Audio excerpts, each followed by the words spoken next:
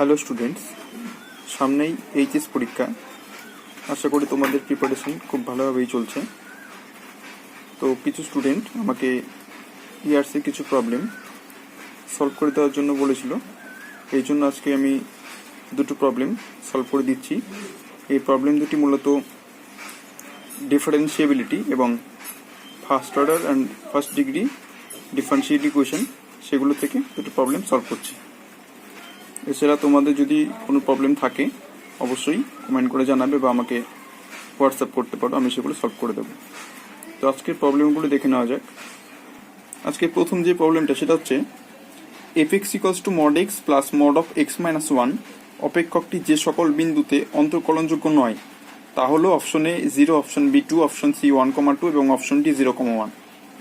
তো এইখানে modulus property থেকে আমরা এটাকে আগে ফাংশনে কনভার্ট করি। তো আমরা লিখতে পারি mod x equal to x যখন x greater than 0, mod x equal to minus x যখন x টা less than 0, and mod x equal to 0 যখন x ইকুয়াল টু 0। একইভাবে mod of x minus 1 equal to x minus 1 when x minus 1 greater than 0, that is x greater than 1, and mod of x minus 1 is equals to minus of x minus 1 when x minus 1 less than 0, that is x less than 1। তাহলে এখান থেকে আমরা ভেঙে লিখতে পারি যখন x1 less than 0 তখন mod x টা কত, মাইনাস সিক্স।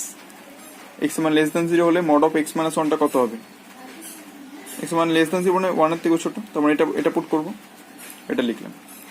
যখন x এর মানটা 0 থেকে বড় বা সমান এবং 1 এর থেকে ছোট তখন কোনটা নেব, mod x যখন 0 থেকে বড় তার মানে পজিটিভ, আর 0 থেকে বড় কিন্তু 1 এর থেকে ছোট তার মানে কোনটা, এটা নেব, এটা নিয়েছি। অ্যান্ড লাস্ট যে পয়েন্টটা সেটা হচ্ছে x এর মান 1 এর থেকে বড় অথবা সমান, তো সেই ক্ষেত্রে mod x গ্রেটার দ্যান 0 এর জন্য আমরা এটা নিয়েছি, পজিটিভটা নিয়েছি। আর এখানে mod of x minus 1 টা কি হবে, পজিটিভ হবে, যেহেতু এখানে x মানে 1 এর থেকে বড় আছে। তার মানে কি x greater equal to 1 এর জন্য fx টা হবে x plus x minus 1। তো এখান থেকে আমরা যোগ বিয়োগ করে লিখতে পাচ্ছি মাইনাস 2x plus 1 এবং 2x minus 1 এই কন্ডিশন অনুযায়ী। এবার আমরা চেক করবো x equal to 0 তে এটা ডিফারেন্সিয়েবিলিটি বা অন্তর্কলনযোগ্যতা হচ্ছে কিনা। তাহলে রাইট হ্যান্ড লিমিট করলাম f dash of 0 plus limit x to 0 plus fx minus f0 by x minus 0। x to 0 plus এর জন্য আমরা 1 পুট করেছি, যেহেতু এখানে x মানে গ্রেটার ইকুয়াল টু 0। f0 কত হবে, এক্স্যাক্টলি 0,1 বাই x, এটা 0 আসছে। f dash of 0 মাইনাস কত হবে, 0 মাইনাস মানে এইটা, that is minus 2x plus 1।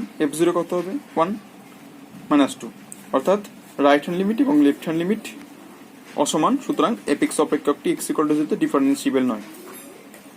আরেকটা পয়েন্ট আমরা চেক করব, সেটা হচ্ছে x ইকুয়াল টু 1।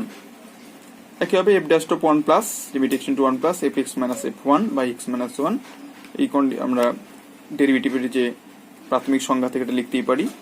তো x into 1 প্লাস 1 এ কোনটা লিখতে পারি, 2x minus 1।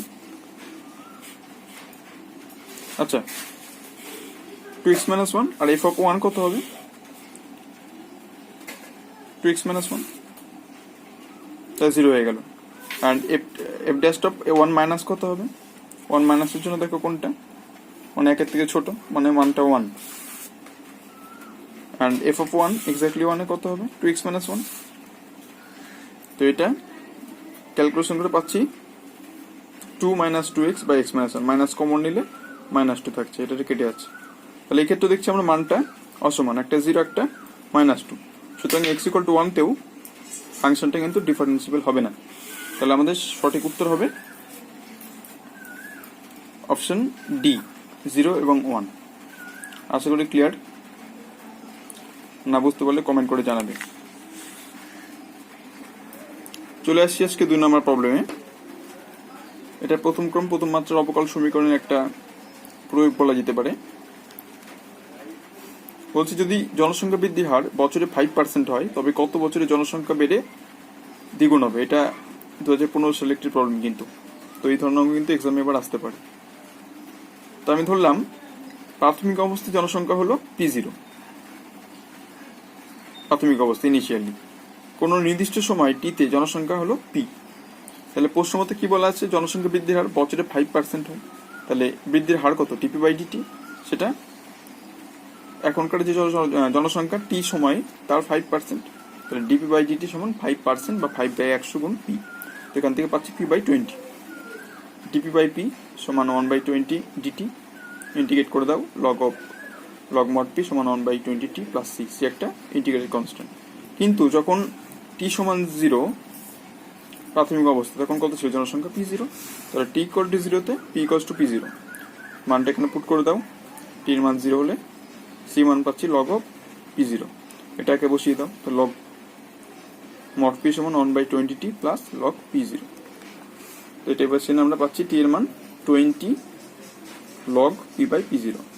এবার কি বলেছে, কত বছরে জনসংখ্যা বেড়ে দ্বিগুণ হবে, অর্থাৎ কি লিখতে পারি এখানে, পিটা কত হবে, ইনিশিয়ালি দ্বিগুণ, ইনিশিয়ালি কত ছিল p0, তার মানে এখন কত হবে 2 ইন্টু p0, তাহলে এখন পিটা হবে 2 ইন্টু p0, তাহলে এখানে মানটা পুট করে দাও 20 log 2p0/p0, p0 cancel, that is 20 log 2, log 2 এর ভ্যালুটা পুট করে দিচ্ছি 0.301, এখান থেকে আমরা গুণ করে পাচ্ছি 6.02, অর্থাৎ প্রায় 6 বছরে